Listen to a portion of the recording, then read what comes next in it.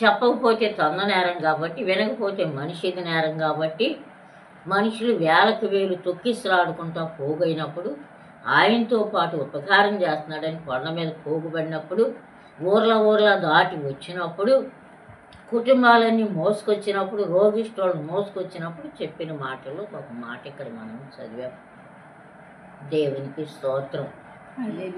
ఏమన్నాడంటే, కాబట్టి అని పైన ఉంది. 21వ వచనం కాడ ఏమనుందంటే, ప్రభువా అని నన్ను పిలుచు ప్రతివాడును పరలోక రాజ్యంలో ప్రవేశింపడు గాని పరలోకమందున్న నా తండ్రి చిత్త ప్రకారం చేయువాడే ప్రవేశించును. అనగా ఆయన చెప్పే బోధ మానవ ఆత్మ పరలోకానికి వెళ్ళటానికి సంబంధించింది. ఈ లోకంలో ప్రజలు పరలోకం కోసం పాత నిబంధన కాలంలో ఎన్నో బాధలు పడ్డారు. కొత్త నిబంధన కాలంలో ప్రాణాలు అర్పించారు. అది వాళ్ళు అవమానంగా భావించకుండా ఆనందంగా భావించారు. అది ఒక ఇష్టపడి చేశారు. కష్టం అనుకోకుండా ఇష్టపడి లొంగిపోయి చేశారు. లక్షల మంది యేసు ప్రభు చనిపోయి తిరిగి లేచి ఆరోహణం అయిన తర్వాత లక్షల మంది వెళ్ళిపోయారు. లోకం నుండి మరణించి వెళ్ళిపోయారు. ఒకరు కాదు, ఇద్దరు కాదు. అది మతం జరిపాడనే నేరం, దేవుణ్ణి సిగ్గుపరిచాడనే నేరం, దేవుడు కాకుండా దేవుని కుమారుని చెప్పుకున్నాడని ఒక నేరం. ఇట్టి నేరాల చేత ఆయన్ని అనుసరించిన అందుచేత ఆయన ఎవడు? ఒక వడ్లవాని కొడుకు. వాడు దేవుని కుమారుడు ఎలా అవుతాడు? దేవునికి ఏమన్నా వివాహం అయిందా? దేవునికి ఏమన్నా భార్య ఉందా? దేవునికి ఏమన్నా కొడుకు పుట్టాడా? ఆయన పరిశుద్ధుడు. ఆయన శరీర కార్యములు చేసిన వాడు కాదు అన్న కక్ష పెట్టుకొని, నింద పెట్టి, ఆ ఉద్దేశం పట్టుకొని ఆయన ఆ విధంగా నిర్మూలన చేయాలని పన్నాగం చేశారు. అయితే ఆయన 3.5 సంవత్సరంలో ఆ దేశం అంతా తిరిగి ప్రతి మనిషికి, అతి చిన్న మనిషికి, అతి పెద్ద మనిషికి, విద్యావంతుడికి, విద్య లేని వాడికి, పండితుడికి, పామాడికి, బిచ్చగాడికి, రోగికి తెలిసే మాటలని చెప్పారు. చెప్పేసేయాలి, ఆయన వెళ్ళిపోవాలి, చెప్పి వెళ్ళిపోవాలి. వెళ్ళిపోయిన తర్వాత ఆ దేశ ప్రజలు అపోస్తులులై ప్రపంచానికి సువార్త ఇచ్చాడు. అది దేవుని ప్లానింగ్. ఇప్పుడు మనం మనతోటి వారికి సువార్తను అందించాలి.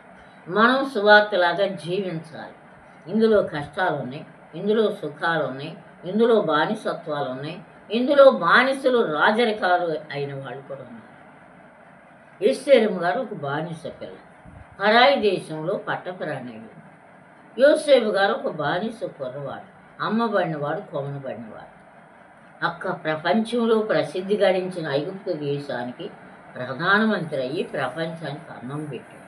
దేవుని ప్లాను ఎవరు మార్చలేరు. దేవుని ప్లాన్లో నిలబడ్డవాడు ఎప్పటికైనా బందైపోతాడు.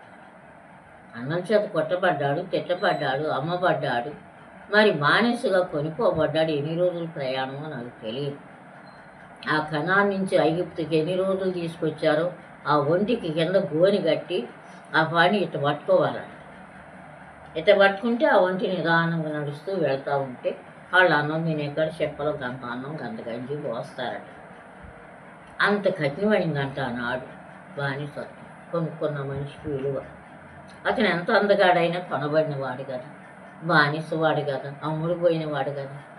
అతను ఏ కుటుంబంలో పుట్టేటానికి తెలియదు. 10 మంది కూడా అమ్మేశారు. వాళ్ళు ఎవరో కూడా తెలియదు. అది మెరుపు అన్నారు. అంతే. మీరేమవుతారో అని అడగల. ఆనాడు మందలు ఉన్నవారు, భాగ్యం ఉన్నవారు, ఆ మందలకు మనుషులు అవసరం కాబట్టి ఎవరు బిడ్డనమ్మినా కొనుక్కునేవారట. మంద పిల్లలు ఎక్కువైన వారు కొంతమంది పిల్లలను అలా అమ్ముకునేవారట. ఆ జీవితం ఇక ఎవరికి నోచుకోకుండా, ఇల్లు లేకుండా, వాకిలు లేకుండా, చుట్టం లేకుండా, బంధువు లేకుండా, గౌరవం లేకుండా ఆ యొక్క అమ్ముడిపోయినటువంటి ఆ ఇంటికి బానిసగా కొడితే పడినా, తిడితే పడినా, పెడితే తింటమేనా, ఎటు వెళ్ళటానికి వీల్లేదా. వెళ్ళినా పట్టుకుంటారని, దొరికిన వాళ్ళు కూడా అప్పచెబుతారని. ఆనాటి బానిసత్వం అలాంటిది. అందుచేత ప్రతి మనిషికి అర్థమయ్యే భాషలో నరరూపంలో ఉన్న దైవ కుమారుడైన యేసు ప్రభువారు మాటలు చెప్పారు. అందుట్లో కొన్ని మనం ఇప్పుడు నేర్చుకుంటున్నాం. ఏమన్నాడు? పరలోక రాజ్యంలో ప్రవేశింపడు కానీ పరలోకమందున్న నా తండ్రి చిత్త ప్రకారం చేయువాడే ప్రవేశించును. ఆ దినమందు, ఏ దినమందు? పరలోకంలో జడ్జిమెంట్ జరిగే దినమందు అనేకులు నన్ను చూచి, ప్రభువా ప్రభువా, మేము నీ నామమున ప్రవచింపలేదా? నీ నామమున దయ్యములను వెళ్ళగొట్టలేదా? నీ నామమున అనేకమైన అద్భుతములు చేయలేదా అని చెబుతారు అని చెప్పుదురు. అప్పుడు నేను మిమ్మను ఎన్నడను ఎరగను, అక్రమము చేయువార్లారా నా యొద్ద నుండి తొలగిపోండని వారితో చెప్పుదును. ఇక్కడ అడ్డం వచ్చినటువంటిది ఏంటి? ఇక్కడ అడ్డం వచ్చినటువంటిది భక్తులకు, గొప్ప కార్యాలు చేసిన భక్తులకు, ప్రసంగాలున్న భక్తులకు, బోధలు చేసిన భక్తులకు అడ్డం వచ్చింది ఏంటంటే, వాళ్ళు బోధ చేయటానికి ఇచ్చిన టైంలో, వాళ్ళు బతకటానికి ఇచ్చిన టైంలో, వాళ్ళు మేలు పొందటానికి ఇచ్చిన టైంలో, వాళ్ళు శుభకార్యాలు చేసుకోవటానికి ఇచ్చిన టైంలో దేవుని క్రమము వాళ్ళు పాటించలా. ఈరోజు ఈ రాత్రి మనమైనా ఆ కోవలో ఉంటే ప్రభు దగ్గర పనికి రాము. దేవునికి ఒక క్రమము, దేవునికి ఒక నీతి, దేవునికి ఒక మంచి ఉన్నది కాబట్టి దానిని ఎవరు కూడా పట్టించుకోవాలి. దేవుడు ఒక వరం ఇచ్చాడు కనుక, దేవుడు ఆత్మనిచ్చాడు కనుక, ఆ ఆత్మ వాళ్ళ ఉండి పనిచేస్తున్నాడు కనుక రోగాలను బాగు చేశారు, దయ్యాల్ని వెళ్ళగొట్టారు. కానీ వాళ్ళ బ్రతుకులో, వాళ్ళ కుటుంబాల్లో, వాళ్ళ పిల్లల్లో, వాళ్ళ భార్యల్లో లేదు క్రమం. దేవుడు మెచ్చే క్రమం లేదు. దేవుడి పని మాత్రం జరుగుతుంది, పొందవలసిన వాడికి దొరుకుతుంది సువార్త. కానీ పొంది బోధ చేస్తున్న వాడికి క్రమం లేదు, బోధ చేస్తున్న అతని భార్యకి క్రమం లేదు. వాళ్ళు ఏంటంటే ఆఫీసర్లాగా, పైవాళ్ళలాగా, డాగుగా, దర్పంగా, ప్రజల మీద అధికారులాగా డామ్ డీమ్ అన్నట్టుగా ఉంటుంది. వాళ్ళ పిల్లలు తప్పు చేస్తుంటే సాటును గుట్టుగా మాట్లాడుతున్నారు తప్ప, అయ్యగారు మీ పిల్లలు ఇలా ఎందుకు చేస్తున్నారు, మీ పిల్లలు చేస్తే మా పిల్లలు నేర్చుకోరా అని ఎవరైనా అడగగలరా? అడుగుతారా? ఆ ధైర్యం ఉందా? ఎందుకని? మనిషికి జడుస్తున్నారు, మనిషిని గొప్ప చేస్తున్నారు. ఆ తప్పు మన పిల్లలు నేర్చుకుంటారు. వాళ్ళు చెప్పేవాళ్ళు, వాళ్ళు అలా చేసి అట్ట అని అనుమతి చూద్దాం ఎవరినన్నా అంటారా? ఆశగారి పిల్లలు తాగి తిరుగుతున్నారు, ఆశగారి పిల్లలు అమ్మాయిలు వేసుకుని వ్యభిచారం చేస్తున్నారు, క్లబ్బుల్లో ఉంటున్నారు, రోడ్ల మీద తిరుగుతున్నారు, చీకట్లో ఉంటున్నారు, బ్రాందీ షాపుల్లో ఉంటున్నారు, చాట్ని కొడుకుడమంటున్నారు తప్ప ఆశగారిని మీ పిల్లలు తప్పు చేస్తున్నారు, మా పిల్లలు నేర్చుకుంటున్నారు. మరి మీరు మాకు నీతులు చెప్పేవాళ్ళు కదా, మాకు బాటిచ్చేవాళ్ళు కదా, మాకు పరలోకం వస్తుందని చెప్పేవాళ్ళు కదా. మరి మీ పిల్లలు పరలోకానికి సంబంధించిన వాళ్ళు కాకుండా ఆ విధంగా అక్రమంగా నడుస్తుంటే మా పిల్లలు ఎలాగ రూట్లోకి వస్తారు అని ఎవరైనా అడగగలరా? ఎందుకంటే వాళ్ళ పెద్దరికం వాళ్ళ మూసిపెట్టేసి, వాళ్ళ పెద్దరికానికి ఎవరు ఎదురు చెప్పకుండా స్వాటిని గొనిగారు. కానీ ఆ పెద్దరికాన్ని ఎవరు ఖండించరు. ఆ దేశంలో ఉన్న చట్టం ఏంటంటే, ఎవరన్నా తప్పు చేస్తే నడివీధిలో పెట్టి నలుగురికి చూపించి రాళ్లతో కొట్టి చంపాలంతే. మరి వాటి రోజున పాస్టి కొడుకులు వ్యభిచారం చేస్తున్నట్టు చంపుతున్నారా? ఆ రోజుల్లో ఉన్న బైబిలే కదా ఈ రోజుల్లో ఉంది, ఆ రోజుల్లో ఉన్న దేవుడే కదా ఈ రోజుల్లో కూడా ఉంది. పాస్టి గారు అమ్మాయిలు వ్యభిచారం చేస్తుంటే రాళ్లతో కూడా చంపుతున్నారా? ఇవాళ ఏమైంది? చట్టం నాశనం అయిపోయింది, మరుగున పడిపోయింది. ఏదో ఉచితంగా యేసు ప్రభు రక్షణిస్తాడన్నాడు కనుక, యేసు ప్రభు రండి నా ఎదుకు అన్నాడు కనుక, విశ్రాంతినిస్తాను అన్నాడు కనుక, ఆ యొక్క చట్టం, ఆ యొక్క భారం మరుగున పడిపోయింది. పాస్టర్ ఇంట్లో జరుగుతున్న అవినీతి, పాస్టర్ గారికి ఉన్న స్వార్థం ఎవరు ఎక్కడ బయట పెట్టలేరు. అందుచేత అదేమైంది? గుట్ల పెట్టలుగా అయిపోయి, కొండలుగా అయిపోయి, బండలుగా అయిపోయి, వాళ్ళని దేవుని రాజ్యానికి వెళ్లకుండా అడ్డం వచ్చేసింది. జడ్జిమెంట్ జరిగేటప్పుడు మరి ప్రభువా ఏంటి, మేము ఎన్నో అద్భుతాలు చేసాం కదా, నీ నామనే కదా, మేము దయ్యాలను కొట్టాం కదా, నీ నామనే కదా, రోగాలను తొలగించాము, నీ నామనే కదా. రైతే నువ్వు ఏ రీతిగా ఉండాలి?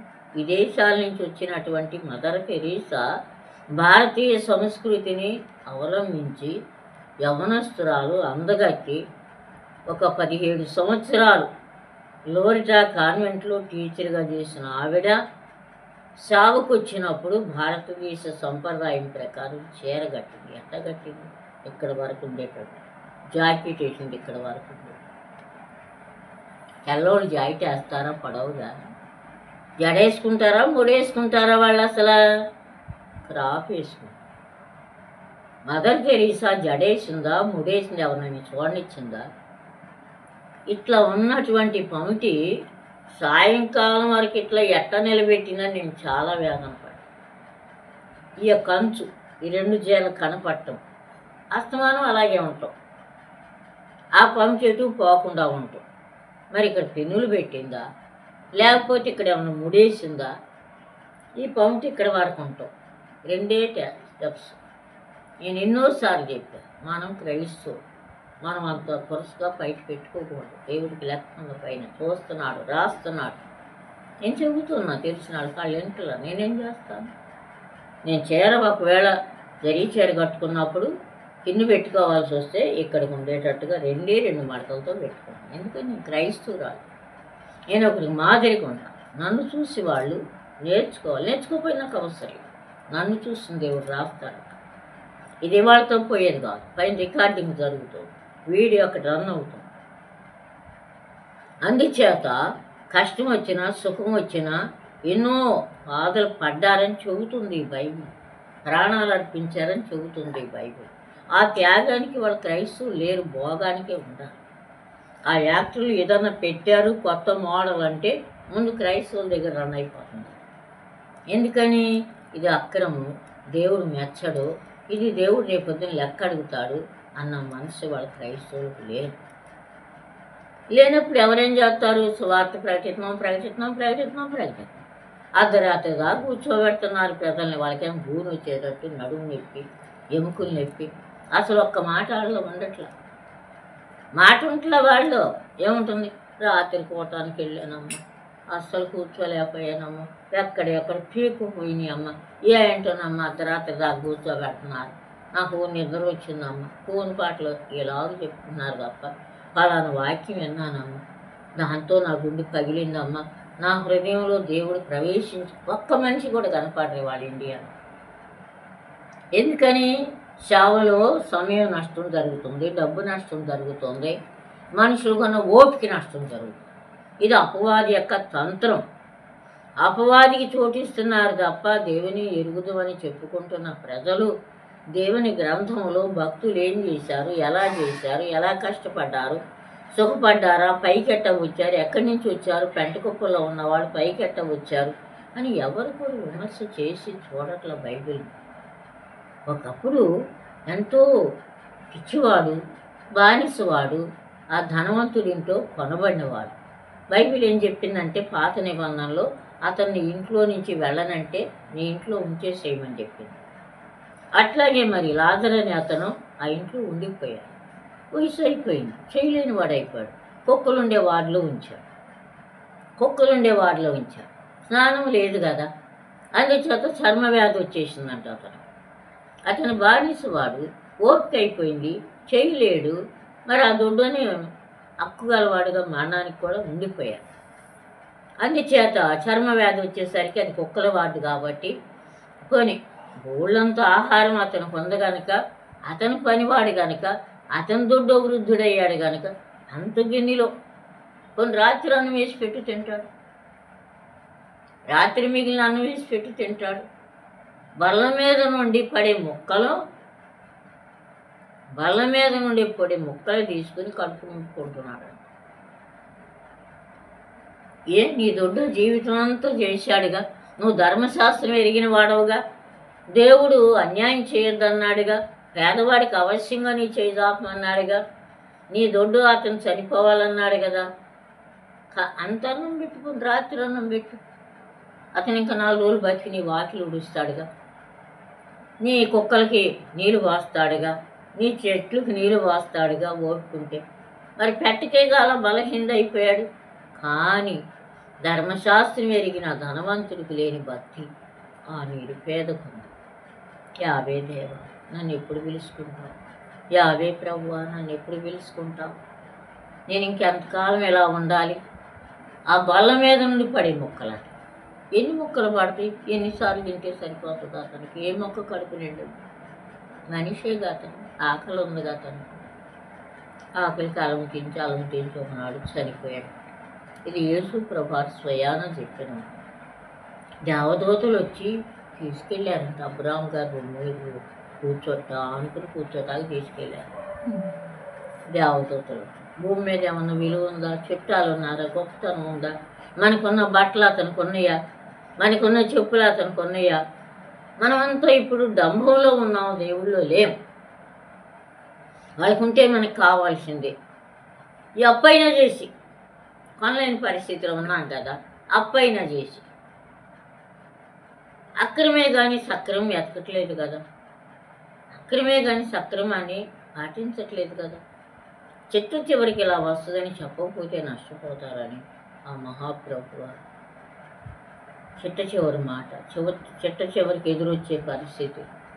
ఈ లోకంలో పెద్దయ్య గారు, చిన్నయ్య గారు, రెవరెండు అనిపించుకున్న వాళ్ళు, వాళ్ళ కుటుంబాలు, వాళ్ళ పిల్లలు, అర్థమైందా? వాళ్ళందరికీ కూడా రేపటి రోజున మరి ఎదురుగా తీసుకొచ్చేటటువంటి వార్నింగ్.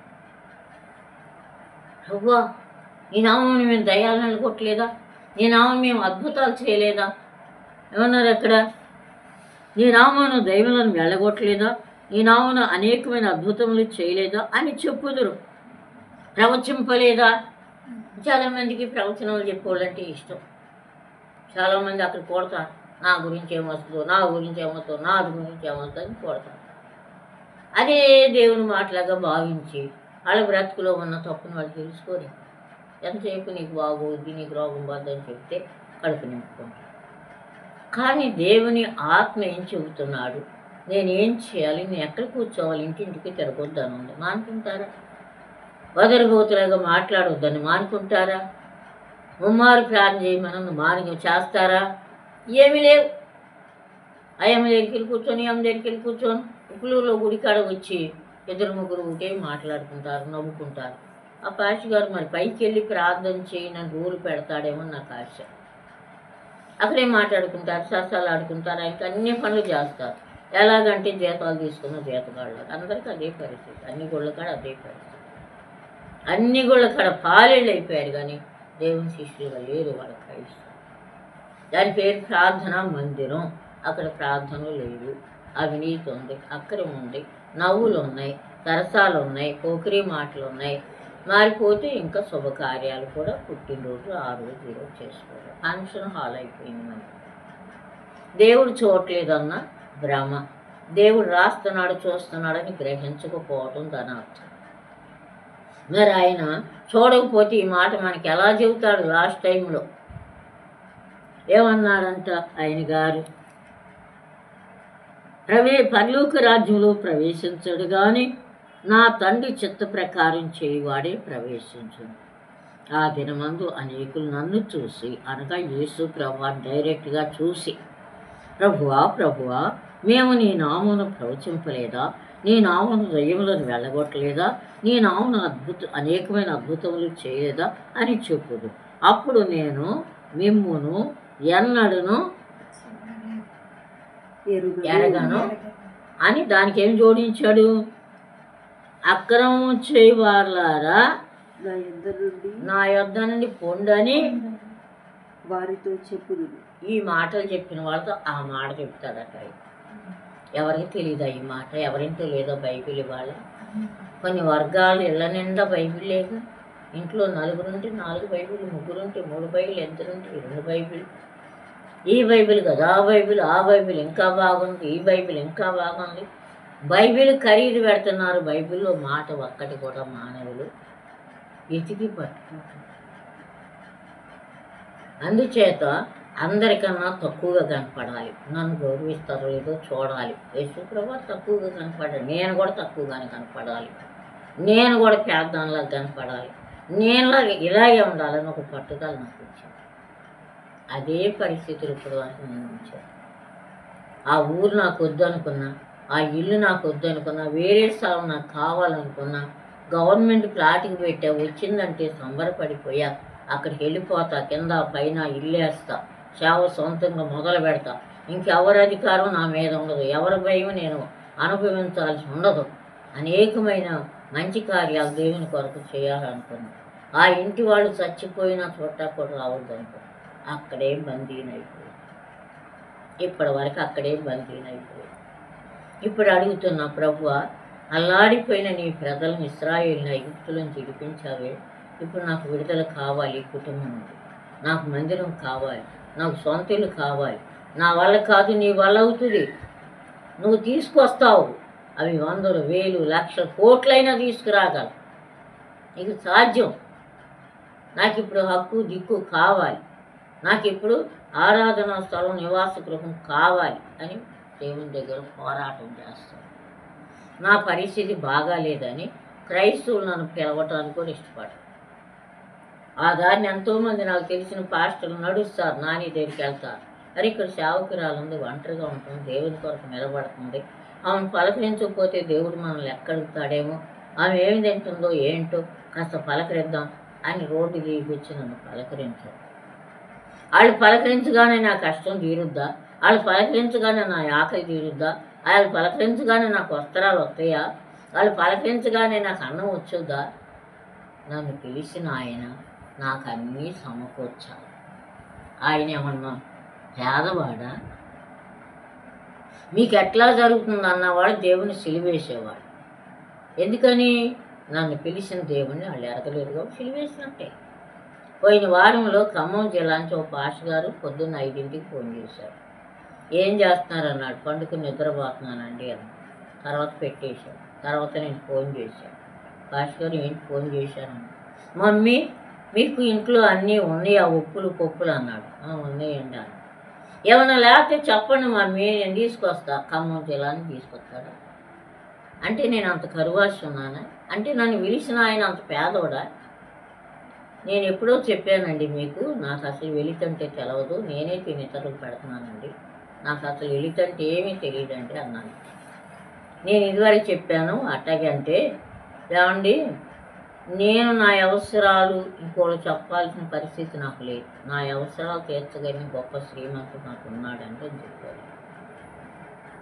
ఆయన ఏంటో నా మీద ప్రేమ పొంగిపోయినట్టు ఖమ్మం జిల్లా నుంచి నా దగ్గరికి రావడానికి ఛార్జీ ఎంత అవుతుంది? ఆ డబ్బులు ఖమ్మం జిల్లాలో పోయేవాళ్ళు ఉండారంట, అమాయకులు ఉండారంట, వేదోళ్ళు ఉండారంట. వాళ్ళకి ఎవరు అనుకోని ఇంతంత ఖరీదైన చీరలు కట్టుకుని నాకెందుకు తేటం? ఈ మంచి గుడ్డే నేను కట్టకపోతే ఇంకా నన్ను ఇంకా చీపుగా చూద్దు. అవి తేరగా వస్తానే కట్టుకు తిరుగుతాను. 3,000 రూపాయలు అంటే చీర. నా పరిస్థితి ఎక్కువే. అర్థమైంది. మరి నేను ఎందుకుంటున్నానంటే ఎవరి చేతిలో పని చేస్తున్నాను? ఎవరి చేతి? ప్రభువా, ఆనాడు ఏలియాని జ్ఞాపకం చేసుకుని పంపించేవా ఆయన ఎక్కడుంటే అక్కడికి, నా దగ్గర కూడా మీరు పంపించండి అని నేను ప్రార్థన చేస్తాను. నీ గుప్పిట్లోంచి నేను పొందగలుగుతున్నాను ప్రభువా, నేను ప్రార్థన చేస్తాను. శంసరిగా కనపడాలి. ఒక్క మాట చెప్పాడు ఒక్కొక్కడి దేవుడు, సంఘానికి నువ్వు సవాలుగా ఉండాలన్నాడు. అర్థమైందా? క్రైస్తవ జీవితం అంటే అటు ఇటు చూడకూడదు. కష్టం మందే, సుఖం మందే, నింద మందే, దీవెన మందే, గొయ్యి అయినా మందే, సింహాసనం అయినా మందే. అన్నివాళ్ళు ఎందులో పెట్టారు? గోతులో పెట్టారు బతికుండా. అర్థమైందా? ఏ అన్నివాళ్ళు? యోసేపు గారు అన్నివాళ్ళు. అంత అందమైన తమ్ముని, అంత మంచి తమ్ముని ఎక్కడ పెట్టారు? ఎరవాటు కొట్టారు గోతు. ఆ శోధన అయిపోయినాక 13 సంవత్సరాలు శోధించబడ్డ తర్వాత దేవుడు ఎక్కడ పెట్టాడు? సింహాసనం మీద. ఏమన్నాడు? నీకంటే ముందు రాజును మాత్రమే నేను, కానీ నా దేశం ఎవ్వరు కూడా నీకు ఎదురు చెప్పాలి, నీవే ప్రధాని. ఏమండి ప్రజలారా, ఇలాంటి ఆత్మగల మనుషుని మన దేశంలో చూడగలమా? ఇతను చెప్పిన దాన్ని బట్టి మన దేశంలో ప్రధానిగా మారుస్తున్నా. 7 సంవత్సరాలు కరువు వస్తుందంట. నాకు ఎంత భయంకరమైన కళ వచ్చింది. మన శకుని గారిని చెప్పలేకపోయారు, గాడి విద్య గలవారు చెప్పలేకపోయారు, మంత్రజ్ఞులు చెప్పలేకపోయారు. ఇదిగో ఈ పిల్ల, ఏమయ్యా ఇంత బాగున్నావు, ఎవరింటో పుట్టావు, ఏ దేశం నుంచి వచ్చావని అడిగాడా? రాజుగారు? నీ వంశం ఏంటని అడిగాడా? అసలు అడిగాడా? నిన్ను ఎవరు అమ్మారని అడిగాడా? నువ్వు మా దేశానికి ఎట్టా వచ్చావని అడిగాడా? మరి ఎంత బాగున్నావయ్యా, ఎవరయ్యా నేను నమ్మేసింది? మరి అమ్మితే వచ్చినోడేగా, మానేసోడేగా, జైల్లో పడ్డోడేగా. ఆ లెక్కలన్నీ వచ్చేసినాయా? అసలు మరుగైపోయినాయి ఆ లెక్కలు. దేవుని ప్లాన్ వచ్చినప్పుడు శ్రమలు మరుగైపోతాయి, నిందలు మరుగైపోతాయి, వేదనలు మరుగైపోతాయి, బాధలు మరుగైపోతాయి. అప్పుడు వారికి బాధ ఉంటుంది, వేదన ఉంటుంది, నింద ఉంటుంది, కష్టం ఉంటుంది, తృణీకారం ఉంటుంది, కీశాత ఉంటుంది. అవన్నీ మనకు ఉంటాయి. ఇసాకయ్య గారు అంటారు, నువ్వు దేవుని కొరకు ఎంతో శ్రమ పడ్డావు, నువ్వు ప్రార్థించటం మానలా, ఇది నీ కొరకే, ఈ సందేశం నీ కొరకే, నేను గొప్పగా వాడుకోబోతున్నాడు దేవుడు. అనేక చోట్ల నువ్వు వాడబడబోతున్నావు, నీ పట్ల దేవుడు గొప్ప కార్యం చేయబోతున్నాడు, నీ కోసం ఒక బలమైన మనిషిని పంపబోతున్నాడంటే ప్రభువా, ఇశ్రాయేలు వారి కోసం బలమైన మనుషుడిగా, మహిమగల మనుషుడిగా మోషే గారిని పంపించావు. ఇప్పుడు నాకు ఆ తోడు లేకపోతే ఇక్కడ కార్యం జరగదు. నువ్వు ఎవరిని పంపిస్తావు? నేను వాక్యాన్ని నమ్మి ప్రార్థన చేస్తున్నాను. వాక్యాన్ని నమ్మనప్పుడు ఎన్ని చోట్ల ఇంటి ఏమి లాభం, ఎన్ని మీటింగులకి వెళ్తే ఏమి లాభం? యథాయథ పరిగెత్తుకుంటూ వెళ్ళేది కేవలం మన షోకులు చూపించుకోవటానికి. అంతే. వాక్యాన్ని నమ్మాలి. దేవుడు పరిస్థితులు మారుస్తాడు. రెంటి కుప్పలను తీసుకెళ్ళి ప్రధాన స్థలంలో కూర్చోబెట్టాలి. అప్పటి వరకు శోధించబడాల్సింది, అప్పటి వరకు వేదన పడాల్సింది, అప్పటి వరకు అవమానాలు పడాల్సింది, ఓర్చుకోవాల్సిందే, ప్రార్థన చేయాల్సిందే. ప్రభువా, నీ సేవకుడి ద్వారా ఇస్తున్న సందేశం నాకే అయితే నువ్వు త్వరగా జరిగించు, నేను వృద్ధురాలను అయిపోతున్నా అని ప్రార్థన చేస్తాను. నమ్ముట నీ వలనైతే. నమ్మని వాళ్ళకి ఏమీ లేదు. నువ్వు 1,00,000 సార్లు మీటింగ్కి వెళ్ళినా ఏమీ లేదు. అర్థమైందా? చిట్ట చివరికి వచ్చేటటువంటి దేవుని దగ్గర నుంచి వార్నింగ్ ఇది. అందుచేత భూమి మీద ఇవాళ అనే టైం, నిన్న అనే టైం, మొన్న అనే టైం, రేపు అనే టైం అని ఇచ్చినప్పుడు మనము ఆయనకి అక్రమకారులుగా కనపడతాం.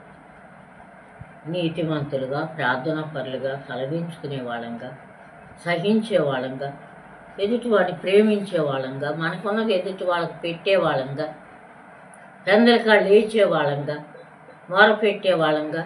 850 కోట్లు అంట ప్రపంచ జనాభా. మరి మాకెవరు ఇస్తారు జీతం చెప్పండి మీరు? నాకు ఎవరు ఇస్తారు జీతం? నేను వాళ్ళ కోసం ప్రార్థన చేస్తాను, వాళ్ళకి తెలియదు, వాళ్ళు నా చుట్టూ లేరు, నా దగ్గర ఉండేది 2 3 వాళ్ళకి నేను నేర్పుతున్నా. ఇది మన బాధ్యత. దేవుడు మనకి జీతం ఇస్తారు. ఇంట్లో ల్యాప్టాప్ పెట్టుకుని ఉద్యోగాలు చేస్తున్నారు మీకు తెలుసుగా, మరి జీతాలు పొందుతున్నారు మీకు తెలుసుగా. ఇది నాకు ల్యాప్టాపే, ఇది నా ల్యాప్టాపే. నేను ప్రపంచానికి సేవ చేస్తున్నా, దీన్ని బట్టి నాకు జీతం వచ్చేస్తుంది. ఇంటికి వస్తున్నారు, ప్లాన్ చేయించుకున్నారు, కాన్పెట్లో కాంట్లేసి వెళ్ళిపోతున్నారు. ఒక 10 రూపాయలు అప్పడుగుతున్నానా? ఒక సాల్ బియ్యం అప్పడుగుతున్నానా? లేకపోతే ఏమన్నా పాత బట్టలు కట్టుకుంటున్నానా? ఎవరిని బట్టి? ఆమెకి దేవుడు తోడు ఉన్నాడు కాబట్టి ఆ ఇంట్లో ఆడ మనిషి, ఒక్క మనిషి బతుకుతుందని చెప్తున్నాడు. అర్థమైందా? ఎంత దారుణమైన ఇంట్లో ఉంటున్నాను నేను. ఎగరలాని కళ్ళు నీళ్లతో నిండి. ప్రభువా, ఈ పరిస్థితుల్లో నన్ను ఋతులు పైకి లేకుండా నాకు ఇచ్చిన ఈ సమయం నీకు, నాకు ఇచ్చిన ఈ జీవం నీకు. నేను బతకస్తురాలను కావద్దు, నేను తిండిపోద్దాన్ని కావద్దు, నేను ఎదురుపోద్దాన్ని కావద్దు.